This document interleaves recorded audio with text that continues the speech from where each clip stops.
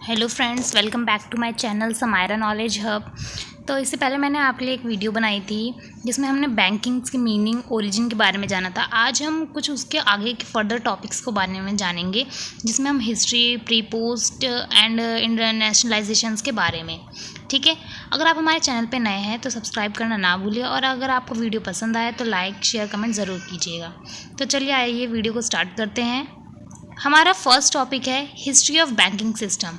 जैसे हमने उस पहले वाली वीडियो में डिस्कस किया था कि बैंकिंग सिस्टम का कुछ हिस्ट्री पॉइंट भी है जो 3 एराज में डिवाइड है। पहला एरा हमारा कौन सा है? प्री इंडिपेंडेंस का। अगर आपको ये थोड़ा ब्लर सा हो रहा है तो मैं आपके लिए रीड आउट कर दे रही हूँ।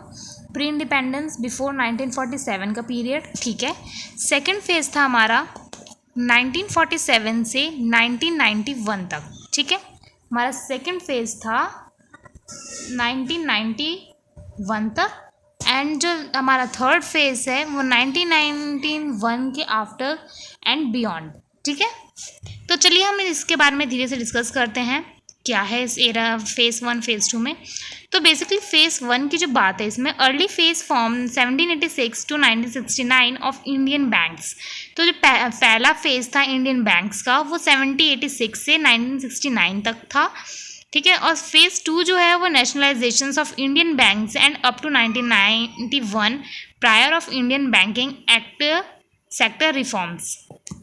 तो जो इसमें फेज 2 में क्या होता है, तो बैंक्स को कुछ नेशनलाइजेशंस किए गए थे 1991 तक में।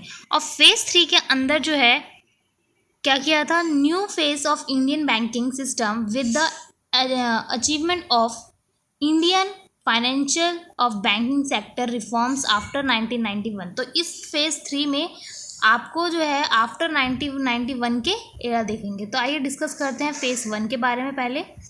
तो फेज 1 क्या था? The General Bank of India was established in 1786. Then came of Bank of Hindustan and Bengal Bank. तो पहले इस्टेब्लिश जो किया गया था, जनरल बैंक इस्टेब्लिश किया गया था जो 1786 में हुआ था। और फिर then came the bank of Hindustan. उसके बाद क्या आया? बैंक ऑफ हिंदुस्तान और Bengal bank. The East India Company established bank of Bengal, bank of Bombay 1840, third bank of Madras 1843, and these bank were called as presidency bank.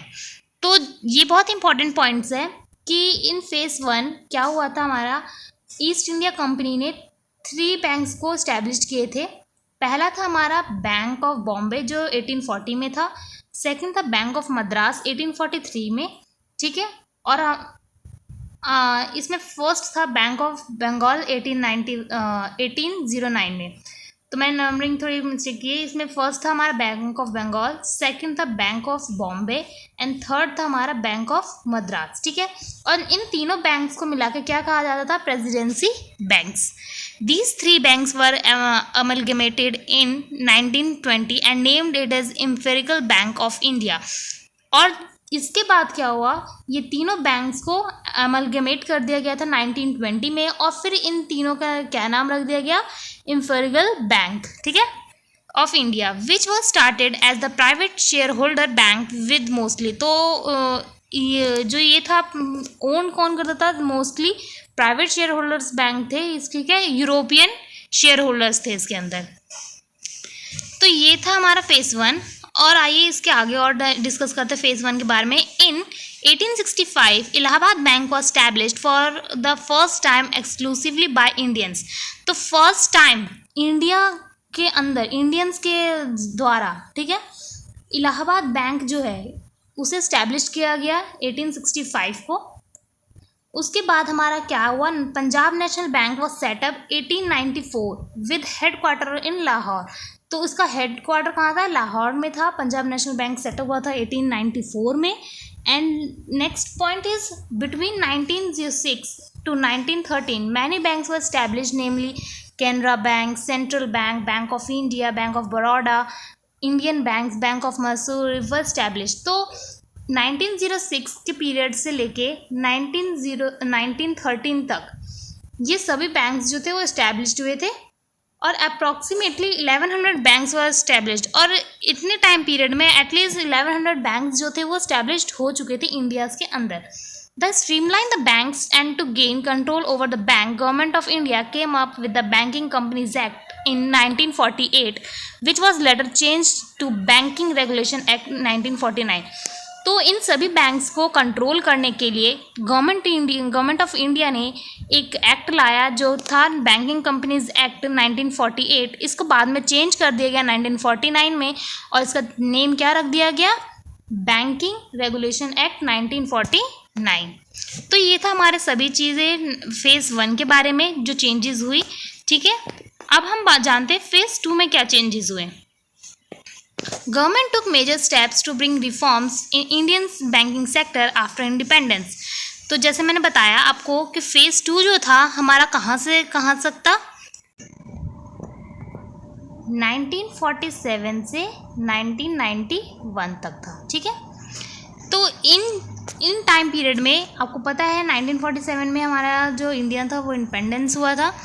तो इन टाइम पीरियड्स में जो काफ़ी सारे रिफॉर्म्स हुए बैंकिंग सेक्टर में। इन 1955 the nationalise the empirical banks of India with extensive banking facilities on a large scale, specially the rural and semi urban areas. जो हमने बात पहले की थी एम्पिरिकल बैंक्स ऑफ इंडिया की, उन सभी को 1955 में क्या किया गया, नेशनलाइज किया गया और उन्हें काफ़ी एक्सटेंड किया गया। कौन से, काफ़ी लार्ज स्केल में, रूरल और सेमी अर्बन एरियाज़ में। It forms SBI to act the principal agent of RBI। तो इसमें क्या किया, RBI को प्रिंसिपल रूप में वर्क करने के लिए एक एजेंट बनाया गया SBI को, जो वर्क कर रहा था on the behalf of RBI। In 1969 late prime minister of Mrs Indira Gandhi nationalise 14 commercial banks. और इन्हीं टाइम पर 1969 में जो हमारी देश इंडिया की प्रधानमंत्री थी मिसेस इंदिरा गांधी, उन्होंने 14 कमर्शियल बैंक को नेशनलाइज्ड किया। In 1987 more banks were nationalized, were both around 80% banks are control of India।